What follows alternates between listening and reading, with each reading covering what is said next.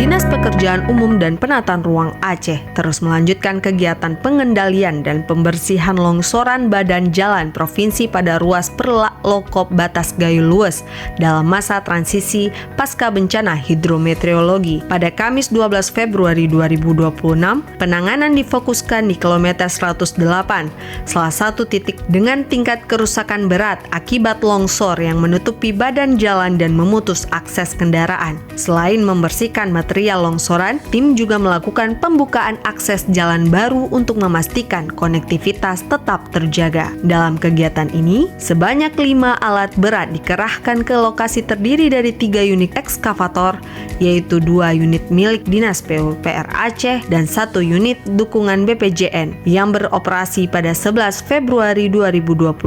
Alat berat yang lain yaitu 2 unit bulldozer milik Dinas PUPR Aceh. Hingga akhir kegiatan, pembersihan longsoran dan pembukaan akses jalan baru di kilometer 108 telah selesai dikerjakan. Sementara itu, pekerjaan masih berlanjut untuk membuka akses jalan baru. Kepala Dinas PUPR Aceh, Insinyur Mawardi ST menegaskan bahwa penanganan ini merupakan bagian dari komitmen pemerintah dalam masa transisi dari tanggap darurat menuju rehabilitasi dan rekonstruksi. Ia menambahkan bahwa PUPR Aceh akan terus mengoptimalkan alat dan sumber daya yang ada untuk menuntaskan titik-titik longsor yang masih tersisa, sekaligus menyiapkan langkah lanjutan melalui program rehabilitasi yang lebih permanen. Dengan progres yang terus berjalan di kilometer 108 dan sekitarnya, PUPR Aceh optimis akan konektivitas antara Aceh Timur dan wilayah pedalaman menuju Gayo Lues dapat segera pulih secara bertahap